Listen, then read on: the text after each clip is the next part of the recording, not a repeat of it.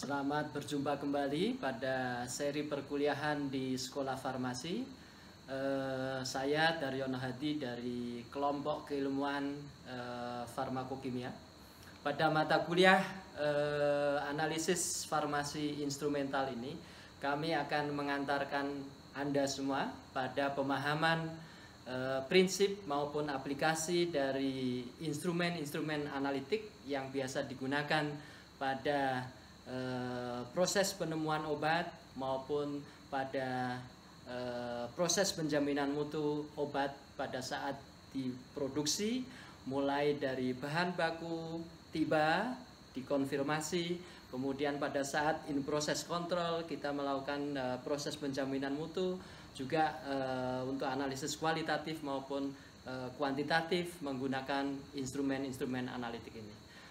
Nah, setelah Anda mengikuti perkuliahan ini, diharapkan Anda memahami prinsip kerja dari instrumen-instrumen analitik yang digunakan maupun juga aplikasi untuk keperluan pemastian kualitas dari suatu obat.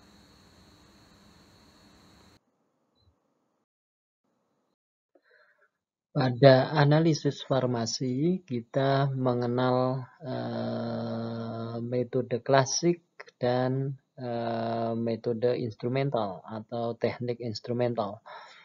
Pada metode klasik ini, kita tidak menggunakan instrumen, jadi relatif tidak menggunakan instrumen, meskipun seperti titrasi saat ini juga sudah menggunakan instrumen analitik autotitrator, tetapi kalau kita bandingkan 10 tahun yang lalu misalnya,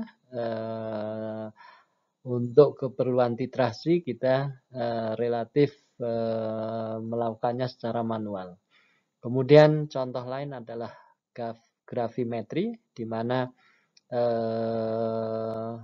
kita menggunakan reaksi pengendapan senyawa satu diterasi dengan senyawa lain, kemudian terbentuk endapan, dan endapan inilah yang kemudian disaring dan dikeringkan dan ditimbang. Pada metode klasik ini kita tidak menggunakan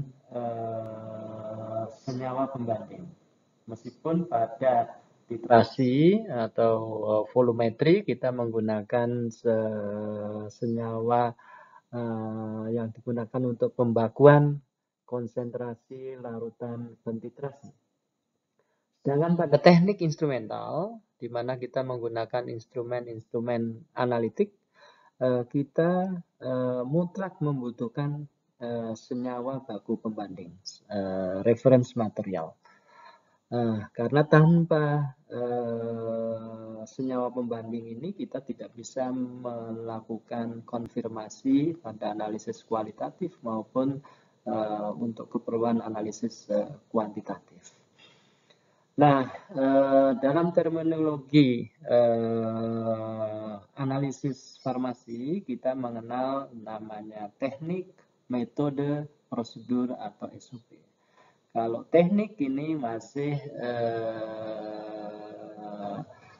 pada tahapan fenomena yang kita manfaatkan. Jadi misalnya pada spektrofotometri UV visible, kita memanfaatkan interaksi radiasi elektromagnetik dengan molekul organik. Sedangkan pada terminologi metode kita sudah menyebutkan objeknya. Jadi misalnya kita menganalisis paracetamol di dalam suatu tablet misalnya, maka kita menyebutkan metode spektrofotometri UV visible untuk analisis paracetamol pada tablet stop cool misalnya. Nah, sedangkan prosedur ini sudah lebih detail lagi. Jadi mulai dari menimbang, kemudian melarutkan sampai mengukurnya dan lain sebagainya.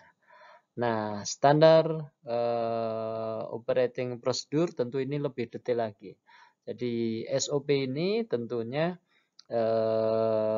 harus bisa dikerjakan oleh semua orang yang pernah mengikuti training atau pelatihan atau tentunya pendidikan yang terkait dengan analisis kimia.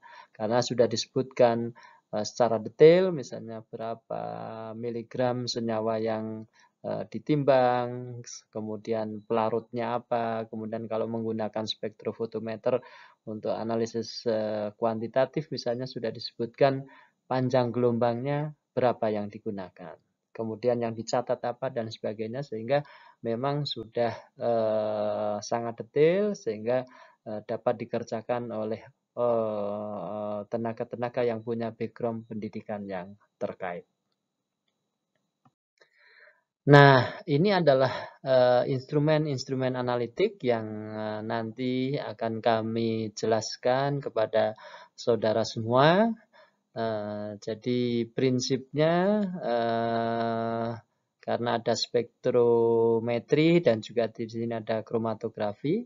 Jadi kalau pada spektrofotometri tentu prinsipnya adalah satu interaksi antara radiasi elektromagnetik dengan molekul, itu kita namakan sebagai spektroskopi molekular. Sedangkan seperti pada spektrofotometri serapan atom, tentu yang berinteraksi dengan radiasi elektromagnetik adalah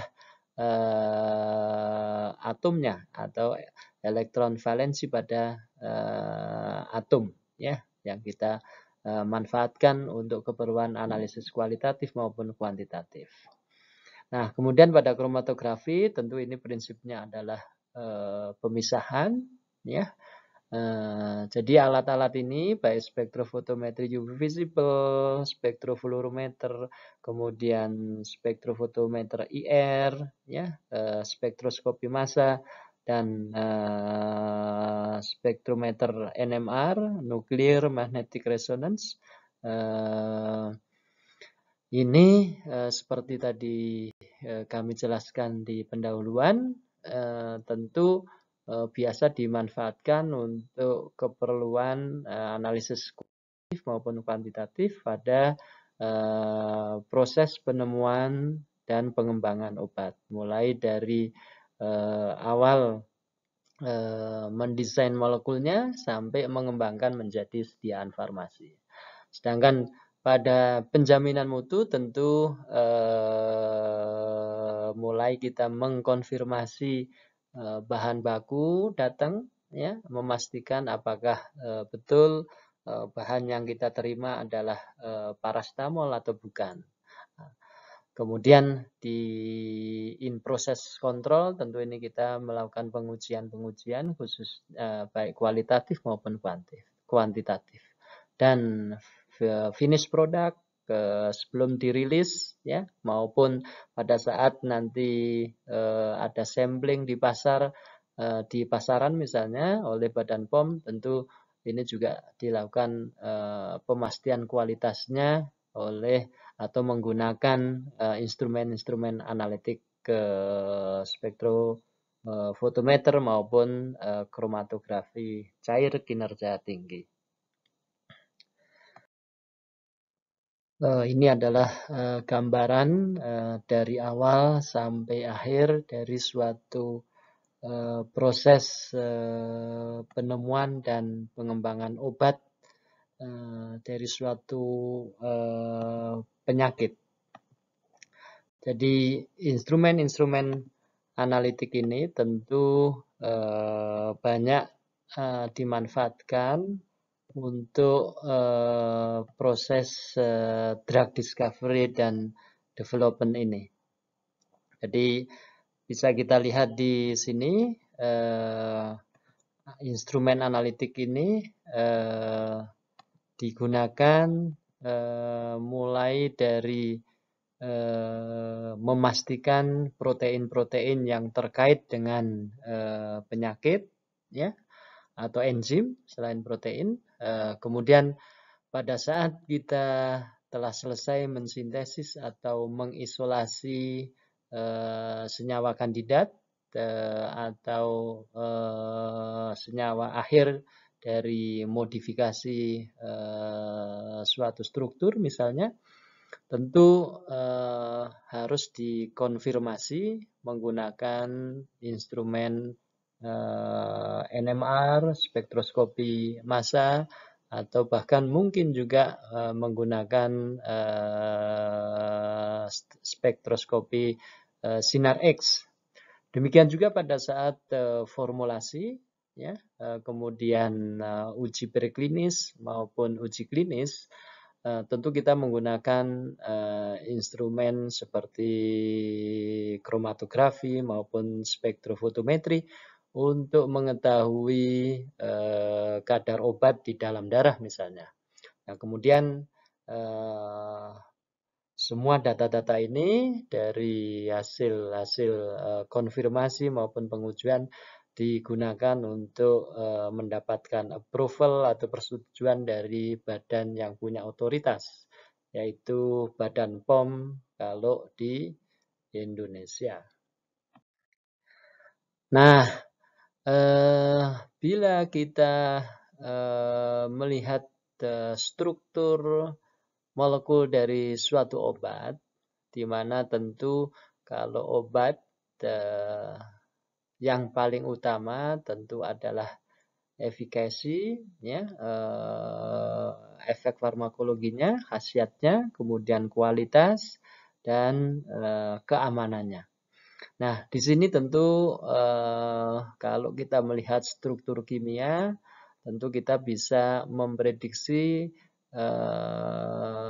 metode analisis yang bisa kita kembangkan berdasarkan sifat-sifat fisikokimianya. Nah, penjaminan mutu ini, quality control tentu untuk menjamin mutu, di mana jaminan mutu ini tentu sangat erat dengan khasiat, efek farmakologi, dan juga tentu keamanan dari obat tersebut. Saya kira sebagai pengantar demikian yang dapat kami sampaikan. Sampai bertemu di pertemuan berikutnya. Sampai jumpa dan wassalamualaikum warahmatullahi wabarakatuh.